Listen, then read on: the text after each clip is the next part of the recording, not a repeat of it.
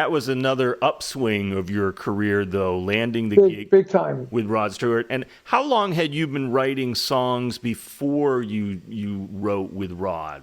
Well, I wrote songs all through my career. The first one I wrote was '68 with Vanilla Fudge. Okay. On the Renaissance album, I wrote 2 songs. Yeah. Well, 1.5. Mark Stein wrote 1.5 with me. On the Near the Beginning album, I wrote same thing. I co-wrote with Mark on that album, and then with Cactus, we co-wrote all the songs together. And that was like 3 or 4 albums, and then KGB, that was with BBA. I co-wrote songs, and I wrote one of the songs all myself, but I gave them credit to try and keep the band together. Right.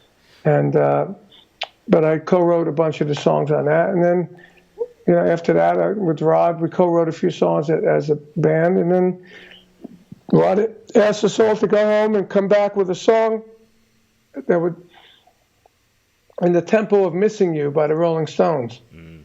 Yeah. And he wanted a song like that, and I won. Right. I wrote it on the keyboard. I went to my buddy Dwayne's house.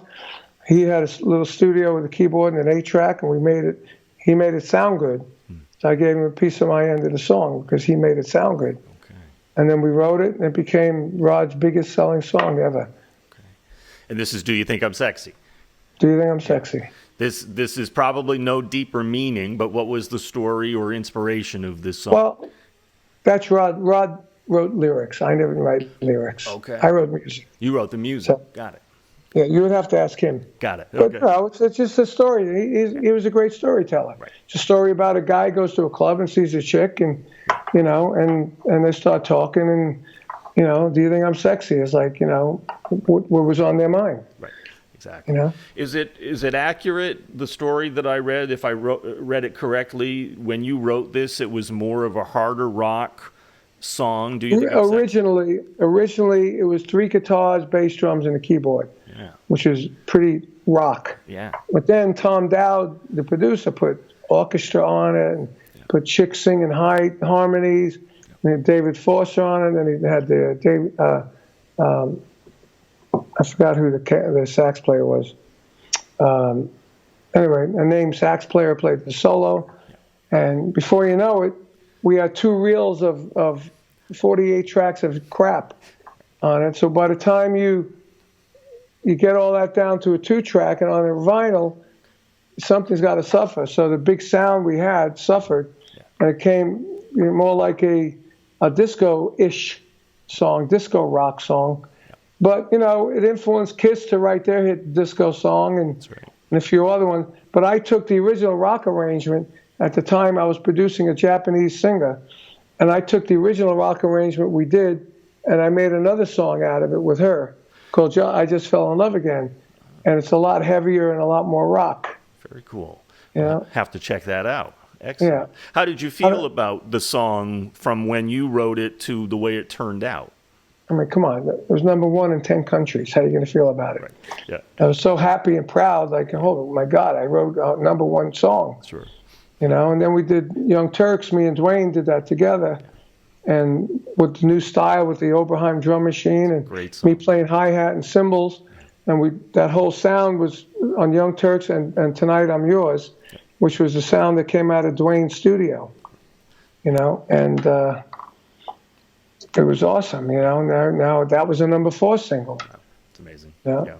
One of the Facebook questions that I got, because I put it on my page, Carmine, on Musicians on the Record, that we were going to talk and interview, and one of the questions that I got was, from your days playing with Rod, touring with him, what story or stories immediately come to mind about that?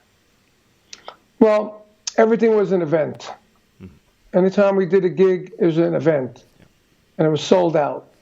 And they wouldn't even book the gig unless they knew it would sell out. And if it didn't sell out, they would do something like have the roadies wreck a hotel room, get arrested, so there's press on TV, and it would sell out. And he told me, when I was doing drum clinics, to make an event out of it. Don't just do a drum clinic, make it an event bigger than life. And I did. And I learned a lot about songwriting, a lot about image, Would you say that was the most successful time of your career? With Totally. Yeah. Totally. Yeah. It was the most successful time in his career, too. Right. Because it was, we knew every time he'd release an album, he'd sell 5 million records. Right.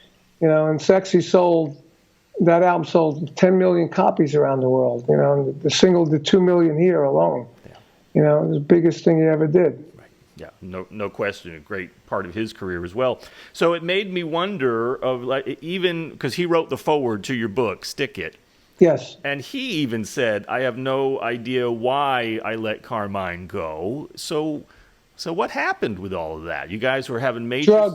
Drugs. Okay. Because at one point, 1980, he got rid of the whole Rod Stewart group for some reason. I don't know why. Okay. But he kept me. Okay.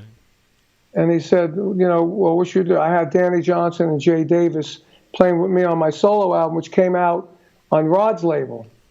Okay. He had his own label, and his manager signed me, and they gave me the budget, and I was recording, and I played some of the tracks to Rod. He loved it, and he said, "Who's the bass player and guitar player?" I told him. He said, "Well, let's get him. Let's see. Let's get him with us." So we got them two, and then we thought it might be good to keep one of the guitar players that was in the band because they knew all the chord changes, all the keys. So we got Jim Cregan back, and then eventually we got Kevin Savagar back, but then we needed another guy, and we got this guy, Robin Lamazier, so everybody was English except me, Danny, and Jay, right? And then that album, the Young Turks album, I was getting into more production, and I said, Rod said, I'm going to produce it, but you and Jim can co-produce it. I said, great. So for me being a co-producer, I didn't mind. On all of Rod's album, they always brought like another drummer in to do a couple of ballads or something, But the songs that were never released as a single and, wasn't really part of the band. But it was just a lighter touch. And I was fine with that. It's his band, A lot of guys like that never even used their band to record. Right. And we were lucky. We were treated like a band, Right. And so he wanted to bring someone like Tony Brock in to play a couple of tracks. I said, okay. So I sat in the studio like the producer. And I said, no, let's do another one. That wasn't good. It just didn't have a good feel, Yeah. Blah, blah. So Tony played on some of the tracks. And I played on some of the tracks. And then, when Tony was around, and there was the English ones outweighed the Americans, and they were always in the pub drinking and doing coke. And Jim was always in Rod's ear about me because he was always jealous of me because after Rod's name, I was the biggest name, And I did all the press on the road that Rod didn't want to do, and the publicist told me, "You do it all." I said, "Fine," and I got a lot of press, and I got my solo spot, and I was being Carmine Appice, right. You what I do. That. Yeah, you were. So he was jealous of it, and he was on the coke talking into Rod's ear. So first thing Rod said, "You know what? I'm blowing out your co-production credit. I'm giving it to Jim." I said, "Oh, what?" And I felt something was happening. And then somewhere along the line, and when I was on the road with Rod, before we started recording that album, the rumors were going that I was going to join Led Zeppelin, and he heard about it. And he said, "Are you planning to join?" I said, "No." I said, "It's just a rumor." He goes, "That's good because there's a rumor that I'm going to retire after this tour." He said, "Let's keep the rumor going. They'll sell more tickets."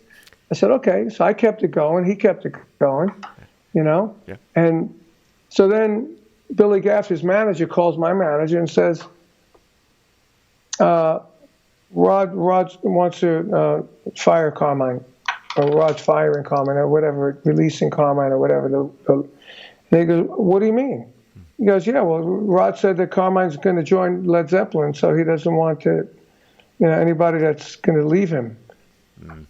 And my manager said, "Well, what are you talking about? He's not joining Led Zeppelin." But they just wanted, the clique, the English clique, the drinking, so they brought Tony Brock in. So I got screwed out of the tour. But on the album cover, it's funny because the album cover, we all had these English sailor suits on, like sailor jacket. And I was sitting there was this 4 guys up there, and me and Rod down here. Rod's got his arm around me, like that, and we're both smiling. So after the first million sales, they took my head and face off, and they put Tony Brock's face on my body. Oh, no. Jeez. If you look at that and you see the one with Tony Brock, you can see that's on my body. That's ridiculous. And then Rod was all, Yeah. and then I released my solo album right after that on his label, and he's out there saying, "Oh, you can't trust a drummer that has their name on the drums." I said, "What the hell does that mean?"